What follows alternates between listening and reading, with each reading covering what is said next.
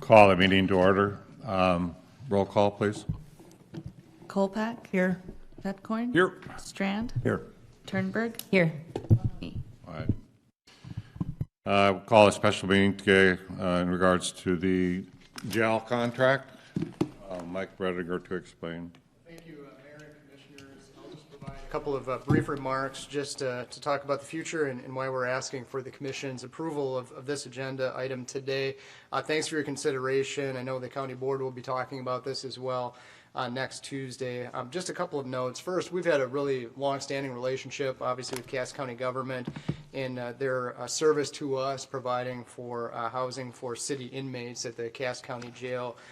The city has really had several discussions over the course of the past several months on a variety of matters, but we really feel that we're at a point where the public is probably best served getting the current version of the agreement approved. This will be a 3-year term.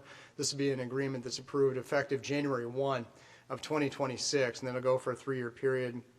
There are some assurances that have been made by the Cass County Sheriff about the protection, health, safety of our officers as they're operating within their facility. A panic button will be provided to our staff as they are moving inmates that are there in custody between proceedings, county proceedings, and a radio is also going to be provided. So we do have some assurances. There will be some changes and modifications there. And then there has been a pretty lengthy discussion about property maintenance and the maintenance of that property once the inmate brings that property to the facility. And so what we have done is really worked with the county on some better understandings of how they're going to manage that property. We really feel that, again, really at this time, we need to get this agreement approved. And so to move forward with the language today, but certainly continue the conversation with the state's attorney's office, our city attorney's office, and others just about property long term and how we manage that property and what comes into the jail and what does not come into the jail. So really what we're asking for today is that we believe that this is an arrangement that should be approved today.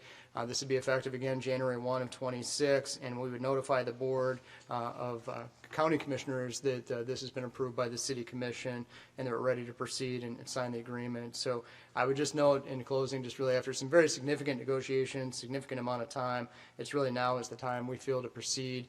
Certainly defer to the attorney's office if there's any questions about the property matter, but we do feel that we need to keep the conversations going, but time is of the essence and we do need to get this approved. So I'll leave it at that and ask for the commission's affirmative consideration of the contract as presented. Nancy, did you want to comment at all? No, I would concur with Michael that this is the time to approve this contract. Okay. Mr. Chair, Turnberg.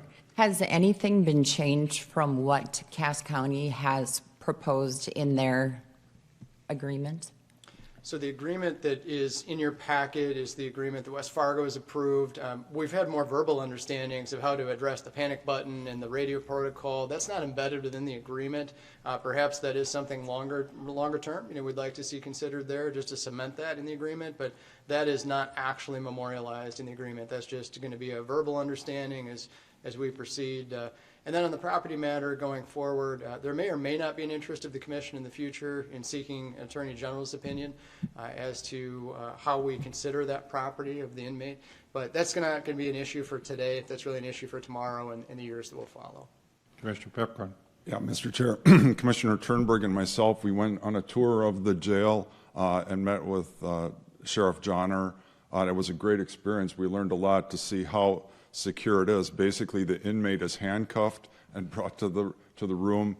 If there was something that happened, there's a button, and there's literally 20 or 30 people that will respond immediately. So Sheriff Johnner, when he's giving us the tour, he puts his weapon, secures it, because they don't allow weapons in the jail. And so it was a great experience, and it's very secure, and we got to see it in action, and so we were very impressed. And so I'm very happy that we're doing this because, and I'm sure you already know this impacts the federal reimbursement, and so having us do this is a great thing. But I don't know about you, but it was a great experience, and we got to learn a lot, so thank you. It was very good. And I do know after lengthy discussions with the sheriff and some other officers that if we do not agree to the contract that Cass County puts forward, they will reject it, and we are out of luck for anywhere to put our prisoners.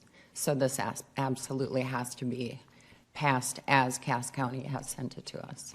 Michael, we're over with Robert, this present contract, and it's a contract that they have recommended to us. We wanted to make sure we had that because they had a special meeting and they said, this is the contract, this is what it's going to be. And I suggested maybe we started in September on the federal funding part of it, but it appears Sheriff Johnner says once we pass this, the federal rate will go up. So it doesn't matter whether it's September or January. They'll be able to increase the rate, increase the revenue that jail gets. So us doing this action then gets us in line with everything, and then we go forward and continue our jail using the county jail. Commissioner Pepper. Just one more thing, real quick. Sheriff Johnner said if there are improvements to the contract and there are things that we can still do that as time goes on, even after this contract is signed, they'd be more than happy to, if there are adjustments. And so I guess that would be the summary of what he said. So thank you, Mr. Chair. And I just have to say, I have to thank Pim Flacco for the work on this. The commissioner has been working on this. Commissioner. Yeah, I was going to say before Commissioner Pepcorn's comments too, I've also talked to Sheriff Johnner and to Chief Zabolski about this, and the understanding is that we will continue to monitor the things that have been verbalized that aren't memorialized and make changes in the future if so warranted, but in a collegial way. Commissioner Strand. Thank you. I have more questions than anything as we look at this topic.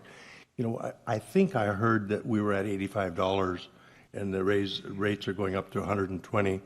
I think I heard that that's been the case since like the 90s or so, the $85 rate. And I had the impression that some people have suggested the city's kind of been not been responsive to the negotiating process to get this contemporized, this contract. But from the packet we got, these conversations didn't start till June of 23. So how are we, I just don't understand this gap of us being responsible and not participating in these negotiations, but they weren't happening, or were they happening? I don't believe it's the commission that's not participating. It was the police chief disagreeing with the sheriff and the terms included. And I've had lengthy discussions, lengthy. Well, Nancy, you want to clarify that? It's a lot of legal issues more than the chief. I would like to speak to that. We have been in negotiations. There have been a number of drafts exchanged. There have been successful changes to the contract that was initially presented. It was a process. It's been a process ongoing. We had an impasse on a couple of issues. We've continued to have those discussions and are recommending that we move forward with this agreement as presented now. There have been changes to this agreement from the initial presentation of this document in 2023. Because it involved the state's attorney as well as our attorney, as well as Chase Johnner and our chief. There's a variety of people involved with the discussions on this. And when you look back, John, it did seem like it took a while, but it just was the length of time people would respond back. And I think to Nancy's point, oftentimes there are legal questions that people have to then research and come back. I think, Nancy, you've researched this over and over, just to what can you bring in as a property, and that was kind of a question. And with Jesse, we were talking about that the other day, is what property that can come in the jail. And there was a time in which people bought their backpack and all their belongings, and that doesn't really well in the jail. So I think that's all now been clarified. The other issue is one contract we're given was the 23 policy, and they'd actually switched to a 25 policy. And many of the concerns we had before were in the 23 policy switched in the 25 policy. So that was, again, a kerfuffle that just took a while to sort out. And that was one of the discussion points, is what was the property policy. And verbally, we will be receiving any updated policies for consideration and discussion. That has been resolved, but the 25 property policy is much more aligned with the city's interest than the 2023 policy was when these discussions were commenced, and I hadn't received that until more recently. Again, I would say there have been significant and appropriate changes to this contract, and it is the contract we are proposing. We had an interest in indemnity, and we've had discussions with the North Dakota Insurance Reserve Fund regarding those terms, and we've resolved many terms that were in conflict, and again are representing this as the contract to move forward. Mr. Strand. Thank you. A question I also have is, it's been stated out in the media, through the media, and I don't know if it's the final argument or not, that Mr. Wilson has stated that the reason they need the cities and us to endorse this contract is so the feds will pay the same amount.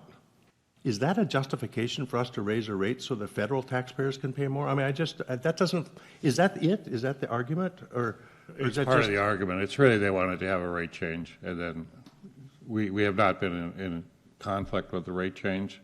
I think we did discuss about, is it a little higher than we'd like, but just when they went through their budget and where they're at, that's where it lands. And so that was not really a thing that, Mike, as I understand that you were fighting about. It was more just other elements that we were talking about. That is correct. I would just share that I've also heard that same comment, but I don't believe that had any bearing on our negotiation, as Nancy just summarized. And lastly, I'll just note some concerns I have. You know, if I remember right, this jail was built with like $40 million COVID funds, federal monies, if I remember right. And so we weren't at the table making these decisions. It was happening at the county level, of course. Another concern I have is when the last time I toured the jail with Captain Froberg, 40% of the jail residents are homeless, technically. You know, that's a concern. I mean, I just don't know the I think we should be aware of that. And then we're raising the resident population of the jail to 526 or something like that, which will make it like the 35th largest city in the state. So I'm really concerned about this notion that we just keep growing jails, and we're supposed to put everybody in jail, and we have more room to put more people in jail. I just am concerned about that whole dynamic. When I don't know if everybody should be in jail. I don't know if their alternatives to jail are always viable or available or not. And the costs are a consideration. We don't spend that on homeless people right now, $120 a day. I think that's a very, excuse me, if they did, they'd have a roof over their head. but that's a very slippery Turnberg, slope, John, are Mr. you Chair. done? You're done? I am. Go Okay, ahead. A Commissioner very Turnberg. slippery slope to say homeless people. They're not being jailed because they're homeless. If they're breaking the law, yes, but we're not jailing people because they're homeless. And if we didn't have so many people breaking the law, we wouldn't need bigger jails. I'm just noting it. It's a concern Strand. of our population of people in our jail that's their reality. I think the drug Mr. Turnberg. problem that we have is a bigger problem with our population in the jail, sadly. Is there a suggested motion, Michael? Oh, excuse me. Mr. Commissioner Chair, Colfax. I want to just go back to Commissioner Strand's comments about the federal funding and clarification from you. My understanding is that it was federal funding was held up because there was a contract that's not signed, which was holding up the federal funding. Is that correct? Not that it means that they're waiting on funding because there's a pending contract. I'm not familiar with all of the mechanics of their Okay. federal arrangements, so I can't speak to that, but I can tell you that the negotiated rate of the 120 was one, Commissioner Strand, your earlier question was one that they had been pretty consistent on for that rate for Right. a long period of time, and they have not adjusted that rate, as noted by Commissioner Strand, for several years. That has just been something that they feel now is the time, and again, have reached that number for West Fargo as well. As Sheriff Johnner explained it to me, the federal government pays the lowest rate. Whatever the lowest rate is for the jail, that's what they pay. So then unless they don't get a contract from us at 120, then feds would pay the 85. So that's a revenue loss. So, Mayor, might I ask, is it something like, Mr. Strand. being as like 70% of Cass County's Fargo, is it a similar proportion for the bulk of their 70% of their jail residents are city Fargo residents? Do we know that or not? I believe it's approximately 70%. West Fargo has less, and then the county has so. Mr. Chair. Mr. The Turnberg. sheriff did clarify that if anyone is arrested in the city of Fargo and they have outstanding warrants with the state covers it. So actually, the city of Fargo is covering a very small percentage of what inmates are in the jail. So if you're arrested, but you have some warrant from around the state or larger charges, it goes to the state, not from the city. So we wouldn't even be paying it. Chief Zabalski, how many prisoners do we take over to the jail? Or do you know the numbers? Okay. Any other discussion? I move for approval. Is there a second? Can we see, what is the motion? Do we have a motion? The motion is to approve the contract for incarceration of adult inmates at the Cass County Jail. Thank you. Thank you.